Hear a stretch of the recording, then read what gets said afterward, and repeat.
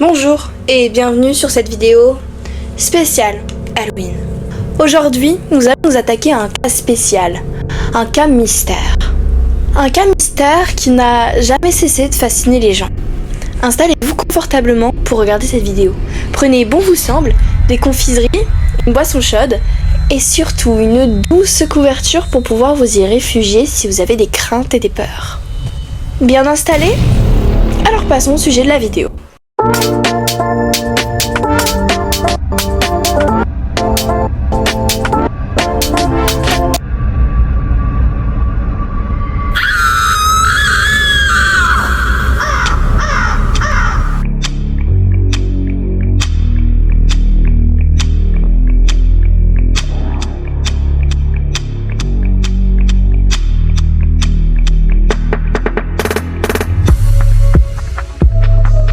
Kill them. Show them. Kill them. And wow.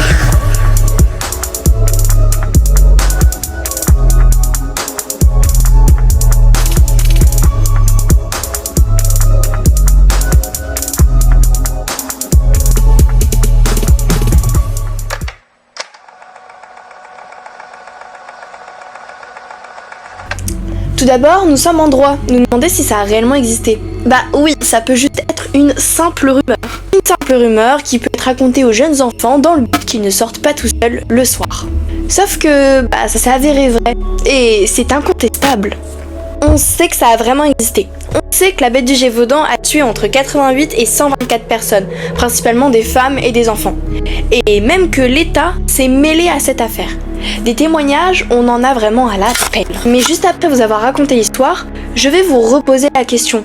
Car c'est une question assez difficile. Et juste le fait de dire « oui, ça a existé » non, ça n'a pas existé, c'est difficile. Une chose aussi complexe ne peut pas se répondre par un oui ou par un non. Justement, ce serait trop facile. Bref, assez de blabla, plus d'histoire. Passons à notre affaire qui a tant fait parler à l'époque comme aujourd'hui.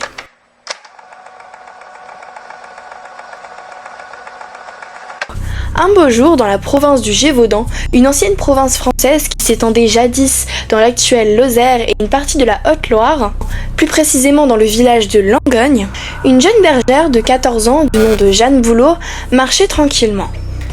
Et elle se fit sauvagement attaquer par une bête, la malheureuse qui se fit dévorer par une bête dont on ne connaissait point l'identité. Mais est-ce que ça vous étonnerait si je vous dirais que personne n'était surpris par la mort de la petite ? En effet, les attaques faites par des bêtes, souvent des loups, étaient très communs dans cette province-là, notamment à cette époque-là.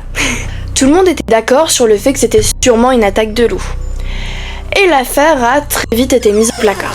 Évidemment, tout le monde continua leur vie comme si de rien n'était. Personne ne le savait encore, mais la petite Jeanne allait être la première d'une longue série qui allait terroriser familles, paysans et commerçants. Le cours de la vie reprit, mais à peine un mois environ après le meurtre de la petite bergère, un nouveau meurtre eut lieu. Celui du jeune demoiselle de 15 ans qui se fit sauvagement assassiner avec le même mode opératoire. Une victime déchiquetée vers Maméjean, dans la commune de Saint-Maurice-de-Ventalon. Des soupçons ont très vite lieu, mais rien de concret. Les gens n'ont pas vraiment fait le lien entre les deux affaires. Et puis peu à peu, la bête ou la personne, on ne savait pas vraiment, multipliait les meurtres petit à petit. Vers la fin du mois d'août, à Chélard-l'Évêque, un garçon de 15 ans est tué avec la même sauvagerie que les autres fois. Le 1er septembre, un garçon également âgé de 15 ans fut retrouvé décédé. Vers le 6 septembre, c'est une femme de 36 ans qui est retrouvée égorgée. Bref, la liste est longue, très longue, et les victimes sont souvent sauvagement déchiquetées. Avant, on disait que c'était des simples attaques de loups.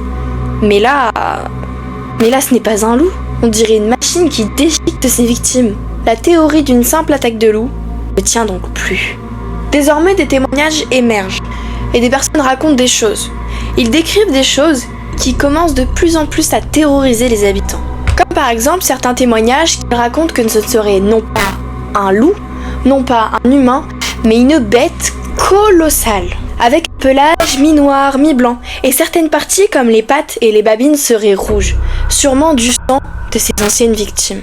D'autres disaient que c'était un loup, comme il y en avait beaucoup dans la région à cette époque-là. Certains qui disent l'avoir aperçu, ou tout simplement des survivants qui ont réussi soit à s'enfuir, soit à chasser l'animal avec ce qu'ils avaient sous la main, c'est-à-dire de simples cailloux qu'ils balançaient sur le canidé pour pouvoir s'échapper. Mais heureusement, l'affaire fait du bruit. Et donc, tous les habitants de la province sont très vite mis au courant de l'affaire. Et ils se confinent la nuit avec la peur au ventre que la bête se montre dans le village. Les paysans qui ont désormais peur vont se montrer plus peureux à l'idée d'aller dans les forêts ou à l'abord des villes et des villages lorsque le soleil se couche. Cette situation est évidemment invivable pour la population qui a littéralement la chair de poule lorsqu'ils sortent de chez eux. Cette situation ne va pas plaire à quelqu'un. Bon allez, je vous laisse deviner c'est qui, c'est super simple. Je vous laisse du temps. Trouvé ? Non, toujours pas ? Eh ben purée, vous en mettez du temps. Toujours pas trouvé ? Bon, vous savez quoi ? En même temps que vous cherchez dans votre tête, cliquez sur le bouton abonner en dessous de la vidéo. Et le bouton like aussi, ça fait toujours plaisir.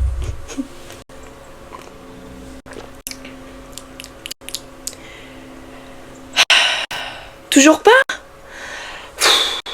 Non mais c'est plus possible là. Bon alors, laissez-moi revenir dans 2 secondes. Attendez. Valérie, on tourne dans 5 secondes. C'est bon ? D'accord. Ok, lumière, plateau, action. Salut everybody tout le monde. C'est jeudi, c'est bientôt le week-end. Bonjour et bienvenue dans une question pour un abonné. Dans la rubrique Histoire, cours de CM2, qui a gouverné le royaume de France de 1710 à 1774? Réponse A, Jean Lassalle. Réponse B, Louis XVI. Réponse C, Louis XV. Réponse D, le pilote automobile. Ou alors réponse E, Napoléon. Je vous laisse répondre chez vous. Attention, vous n'avez que 5 secondes pour répondre. 5, 4, 3, 2, 1... Et oui, vous avez raison, c'était bien.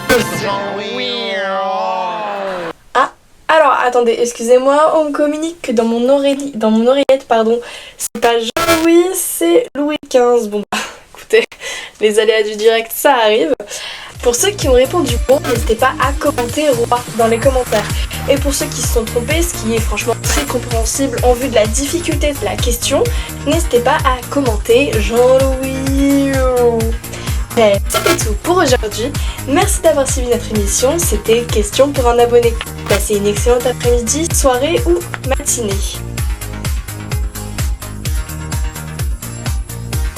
Bon, reprenons. En effet, le roi, Louis XV, a commencé à s'intéresser à cette affaire glaçante. Surtout car de 1, la population commence à ne plus vouloir sortir de chez soi et que ça commence justement à être compliqué pour cette population qui s'occupe de tout, ce qui est de récolter du blé, des fruits, des légumes, qui s'occupe de la boucherie, de la boulangerie, etc. Et parce que ça ne s'est pas répandu uniquement dans la province, mais dans toute la France entière. Et le roi a tellement reçu un pressing de la part des différents nobles qu'il a dû se bouger le popotin. Le roi doit donc régler le problème le plus rapidement possible. Et donc venons-en au fait, la traque.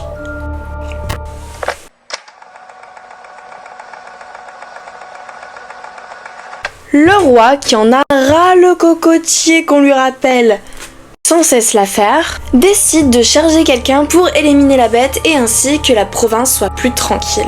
Il décide donc que la personne qui s'occupera de régler l'histoire au plus vite soit le capitaine Duhamel, aussi appelé Baptiste Louis François Boulanger SR Duhamel. Bon, SR, Saint, je sais pas comment trop dire. Oui, c'est long, je vous l'accorde, oui, vous avez raison, je sais toujours pas prononcer les prénoms. C'est pas grave. Alors, c'est décidé. Le capitaine Duhamel s'occupera de cette affaire. Et le 26 novembre 1764, Duhamel partit avec ses troupes. 56 dragons qui sont à en découdre avec cette satanée bête ou chose qui fait tant parler d'elle. Alors pour ceux qui savent pas ce que c'est, des dragons c'est comme des sortes de soldats. Vraiment c'est la même chose entre guillemets. Toute la charmante petite équipe arrive à Mende. Et par la suite vont s'installer à Saint-Chelsea à Saint-Chély d'Arpché. C'est incroyable comment depuis le début de ma chaîne YouTube, je n'arrive toujours pas à prononcer des noms de villes, des prénoms, des noms de famille. C'est waouh. Je vous jure que je m'entraîne, hein. Ça fait au moins la 6e fois que je le refais là. Je n'arrive toujours pas. Est-ce que c'est bon? Bonjour à toutes et à tous, et voici un petit replay de toutes les fois où j'ai mal prononcé des noms de villes ou des prénoms ou des noms de famille de personnes. Allez, c'est parti. Joseph Goebbels, Val, Joseph Lorelli et Charles Nuggesser. Je ne sais absolument pas si je le dis bien, je crois que je le prononce extrêmement. Comme par exemple Vicente Yáñez Pisón, du port des Palos de la Frontera près de Urueva, dans les manufactures de Saint-Didier, toujours dans les Vosges, hein, évidemment. Merci beaucoup d'avoir suivi ce replay et reprenons désormais la vidéo.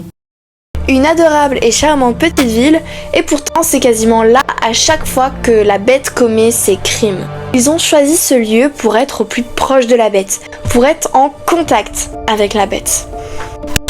Et c'est parti, la vraie traque peut enfin commencer. Très vite, le capitaine Duhamel organisait des battues et des grandes chasses, où des centaines d'habitants venaient les aider, car il y en avait marre que cette satanée bête fasse des ravages. Tous ces efforts ne servent à rien, car malgré toutes les battues, toutes les chasses, la bête continuait ses massacres. C'était plus possible. Tout le monde en pouvait plus. Il faut se dire que c'était une pression en plus dans leur vie qui n'était déjà pas simple. Et dites-vous qu'un enfant de paysan avait 40% de chances de mourir de fièvre, d'un rhume, de peste. Et les adultes, c'était pas mieux. Certes, ils sont plus résistants, mais ils sont plus propices à plus de choses. La fièvre, également le choléra, la fièvre jaune, la peste, la grippe. Alors bien sûr, les maladies que les adultes peuvent avoir à cette époque peuvent aussi bien arriver aux enfants. Mais il faut bien comprendre qu'à cette époque, la bête du Gévaudan, on en avait une peur, mais alors une peur bleue. Et vraiment, c'est pas une blague, personne n'osait sortir la nuit. En même temps, qui sort la nuit? Bon, après les paysans ça va, ils ont peur, mais ceux qui ont le plus peur, c'est les bergers. Bah oui, c'est un petit peu eux qui sont le plus touchés par cette angoisse sur pattes.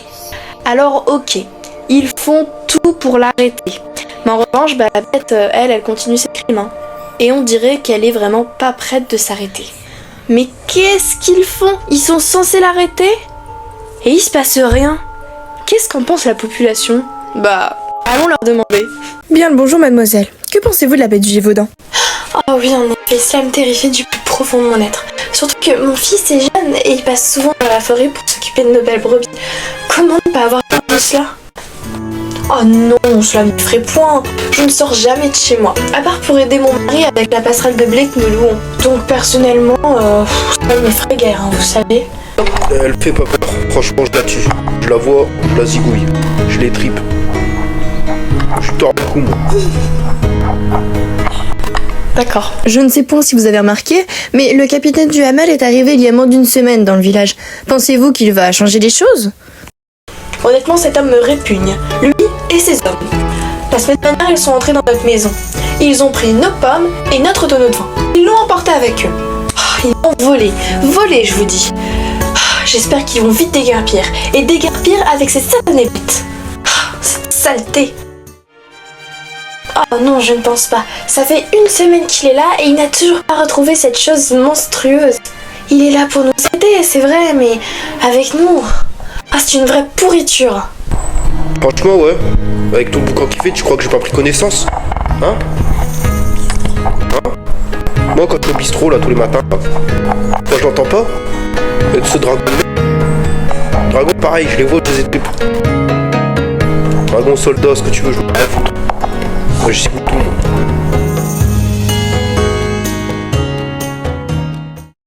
Bon, comme vous l'avez compris, tout le village compte sur eux pour faire fuir la bête qui hante leurs pensées chaque jour. Et surtout parce que dans la ville, ils font tellement le chaos.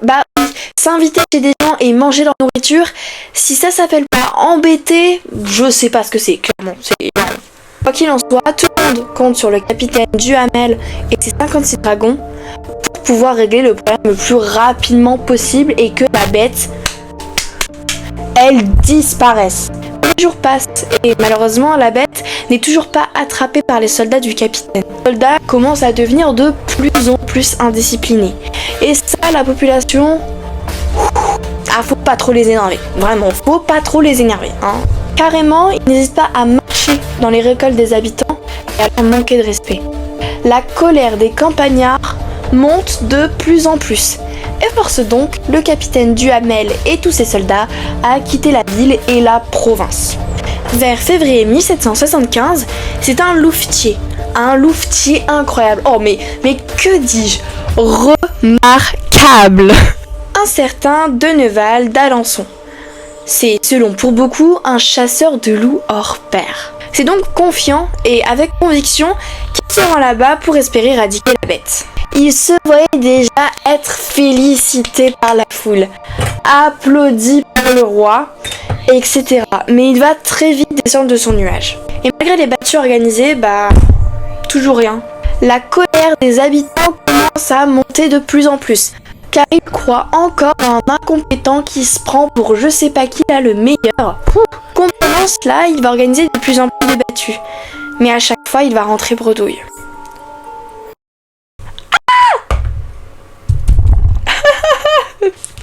Attendez, petit accident là, j'ai mis de l'eau partout. J'ai mis de l'eau partout. Le roi en avait assez de tous ces personnages qui faisaient perdre son temps. Parce qu'il faut savoir qu'entre-temps, la bête du Gévaudan n'est pas connue qu'en France, mais dans toute l'Europe. Carrément, jusqu'en Californie.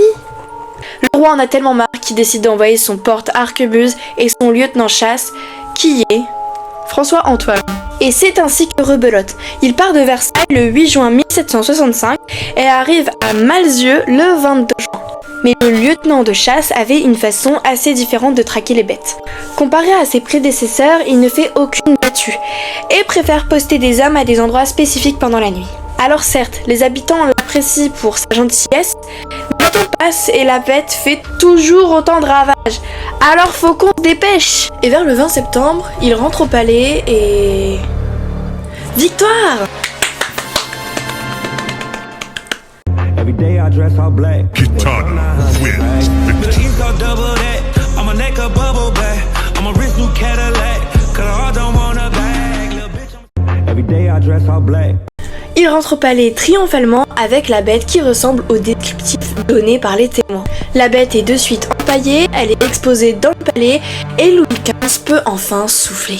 Malheureusement, la petite province qui pensait être tranquille va se rendre compte que les attaques continuent. Mais qu'est-ce qui se passe là-bas? Les habitants sont désespérés, ils savent plus quoi faire. Cette bête leur pourrit la vie depuis déjà plusieurs années et personne n'arrive à la trouver et à la tuer. Que peuvent-ils faire à nouveau? Ils ont tout essayé. Les battus, les chasseurs horaires et même les employés du roi. Mais un beau jour, un chasseur se baladant dans une forêt fit la rencontre d'un gros animal. Le chasseur, un peu effrayé, pointe son arme sur la bête discrètement. Tout tremblotant, il essaye de bien ajuster son arme pour pouvoir viser la cible. C'est ainsi qu'un violent coup de feu retentit. Et la grosse bête tomba, morte. Le chasseur, du nom de Jean Castel, ramène l'immense bête à Versailles, où différents zoologistes l'examinent et l'animal est enterré dans Versailles. Mais alors, pourquoi je vous raconte cette histoire? Est-ce que ça a un rapport avec la bête du Gévaudan? On peut dire que oui, parce que tout le monde pensait que la bête qu'avait abattue Jean Castel était le bon, or pas du tout. Mais alors, comment se termine cette histoire sans fin? Va toute seule. En 1767, les attaques ont enfin cessé. Et c'est ainsi que la petite province du Gévaudan a pu redevenir le coin calme qu'il était. Quel était.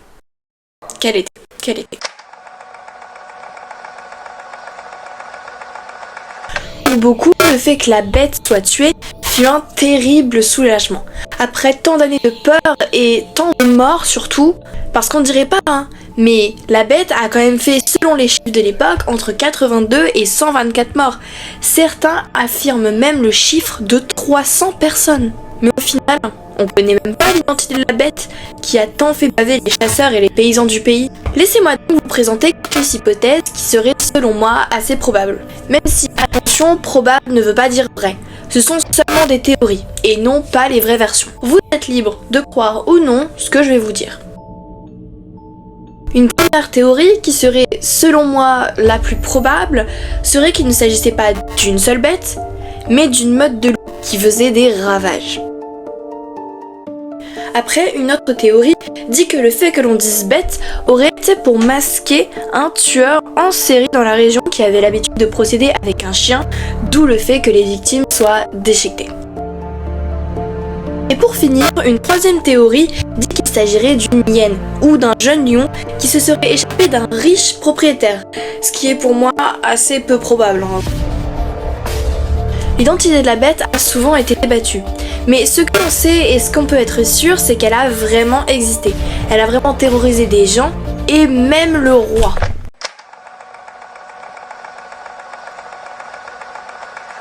Pour conclure, je dirais que la légende du Gévaudan ne s'éteindra pas. Et le fait que nous ne connaissons pas l'identité de la bête rend la légende encore plus mystérieuse que ce qu'elle était déjà. Cette légende fascine et continuera de fasciner. Elle continuera de rassembler tous ces fans d'histoire et de légendes un petit peu morbides. En tout cas, merci infiniment d'avoir regardé cette vidéo spéciale Halloween sur la bête du Gévaudan. Petit message, merci infiniment pour les 165 abonnés. Vous inquiétez pas, je continuerai toujours autant à fond les vidéos YouTube. N'hésitez pas à liker la vidéo, à commenter, me dire si vous avez aimé et quel sujet ou quel personnage historique vous aimeriez que je traite pour la prochaine vidéo YouTube, à la partager à votre famille ou à vos amis et surtout à vous abonner si vous aimez le contenu autour de l'histoire et si vous souhaitez soutenir cette chaîne YouTube tout simplement. N'hésitez pas à me rejoindre sur mes réseaux sociaux, notamment Instagram où je poste beaucoup.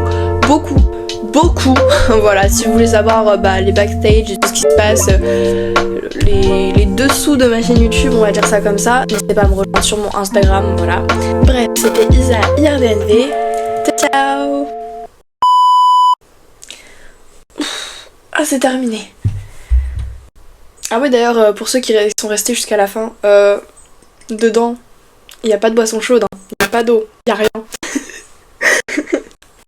Je sais pas, je trouvais ça rigolo et je trouvais ça stylé. Enfin bon, bref. Voilà.